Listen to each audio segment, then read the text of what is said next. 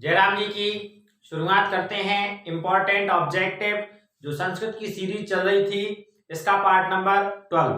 ठीक है, तो पार्ट नंबर 12 में अपन लोग पढ़ेंगे एक वाक्यन उत्तर। ठीक है, चलिए तो शुरुआत करते हैं। पहला क्वेश्चन है कहा वृष्टिम बरसती। क्वेश्चन कह रहा है कहा वृष्टिम बरसती, यानी कौन वर्षा कराता है। तो हम जानते हैं कि जो वरुण देव हैं वो क्या कराते हैं, वर्षा कराते हैं। तो कहा की जगह पर आ जाएगा वरुण देवा। ठीक है, ये कहा की जगह पे हो जाएगा वरुण देवा, ये वृष्टिम और बरसती ज्यों का त्यों। फिर आता है दूसरा, वृक्षस्य आधारभूता का। वृक्ष जो है उसका आधारभूत यानी आधार क्या है। ठीक है, तो वृक्ष का जो आधार है वो क्या है, धरती माता। तो धरती माता को हम लिखेंगे भू माता। तो जहां पर का होगा वहां पर लिख देंगे हम भू माता। जैसे ये लिखा है ना वृक्ष से आधारभूता का, तो का की जगह पर हमने क्या लिख दिया, भू माता। चलिए इधर तीसरा वाला क्वेश्चन, अस्माभि का वर्धनिया, हमें क्या बढ़ाना चाहिए। तो हमें वृक्ष रूपी संपत्ति को क्या कराना चाहिए, बढ़ाना चाहिए। तो अस्माभि ज्यों का त्यों, का की जगह पर लिख दिया वृक्ष संपत्ति। क्या लिख दिया, वृक्ष संपत्ति अर्थात वृक्ष रूपी संपत्ति, और वर्धनीय ज्यों का त्यों। ठीक है, चलिए किम महद पापम अस्ति, क्या सबसे महान पाप है। तो वृक्ष को काटना सबसे महान पाप है। वृक्ष को काटना के लिए हम संस्कृत में बोलते हैं वृक्षाणाम छेदनम। क्या बोलते हैं, वृक्षाणाम छेदनम। तो यहाँ जो किम है, किम की जगह पर आ जाएगा वृक्षाणाम छेदनम महद पापम अस्ति। ठीक है, चलिए फिर आ जाते हैं 5वें नंबर पे, दयानंद से जन्म नाम किम आसीत। दयानंद जी के बचपन का नाम या जन्म का नाम क्या था। तो दयानंद जी के जन्म का नाम मूल शंकर था। क्या था, मूल शंकर था। तो जहां पर किम है, इस किम की जगह पर हम क्या कर देंगे, मूल शंकर। ठीक है, चलिए ये दयानंद से ज्यों का त्यों, जन्म नाम ज्यों का त्यों, किम की जगह पर कर दिया मूल शंकर, और आसीत ज्यों का त्यों। आ जाते हैं अगला क्वेश्चन है, संन्यास ग्रहणांतरम महर्षि कैन नामना प्रसिद्धा।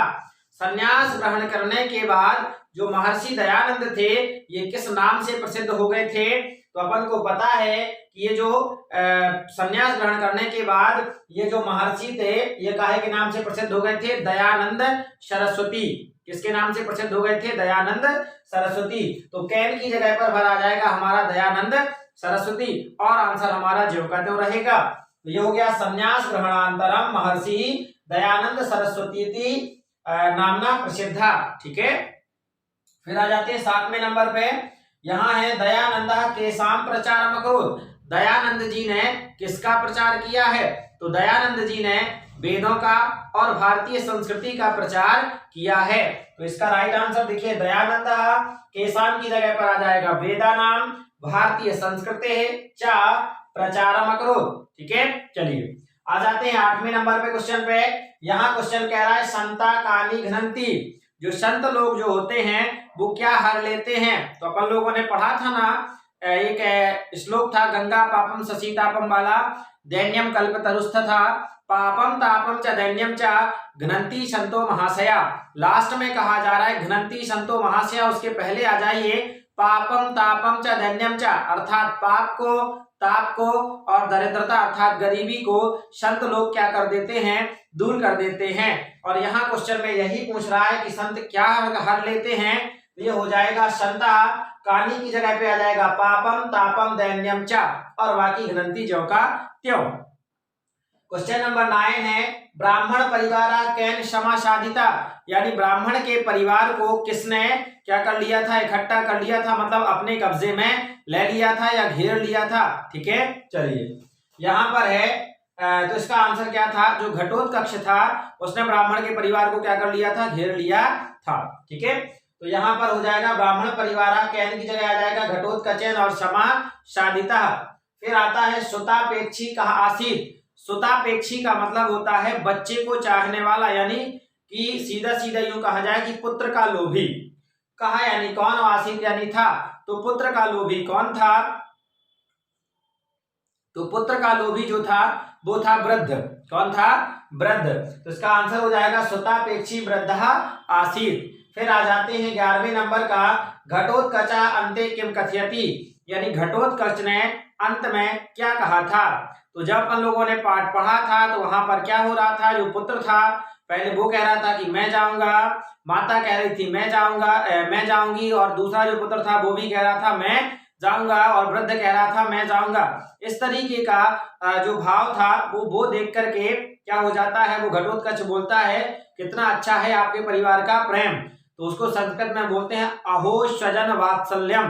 क्या है, अहो स्वजन वात्सल्यम इति घटोत्कचः अन्ते कथयति। ऐसा घटोत्कच ने अंत में कहा था। क्या कहा था, अहो स्वजन वात्सल्यम इति घटोत्कचः अन्ते कथयति। फिर आ जाते हैं 12वें नंबर के क्वेश्चन पे, और 12वें नंबर का क्वेश्चन ये कह रहा है, कहा मृतोपि जीवति, कौन मरने के बाद भी जीवित रहता है। ठीक है, यहाँ क्वेश्चन में क्या कह रहा है, कहा मृतोपि जीवति, यानी कौन मरने के बाद भी जीवित रहता है। तो अपन ने ये रामदेव वाला जो पाठ पढ़ा था ना, ठीक है, उसी चैप्टर से ये क्वेश्चन है।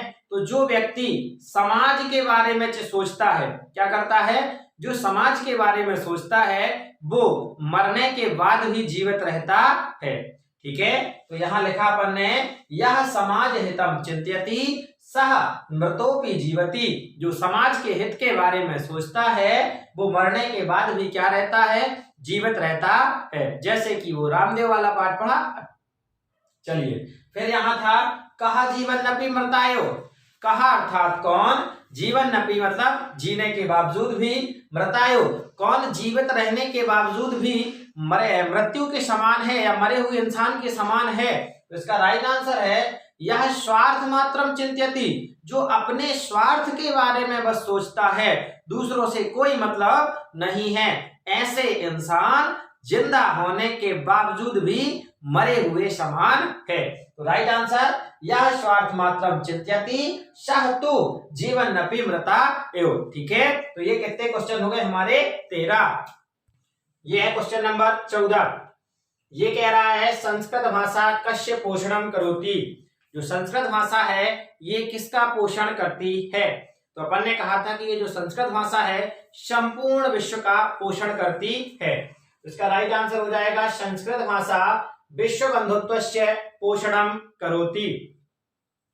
15 नंबर है, सर्व प्राचीना भाषा का अस्ति, सबसे अधिक प्राचीन भाषा कौन सी है।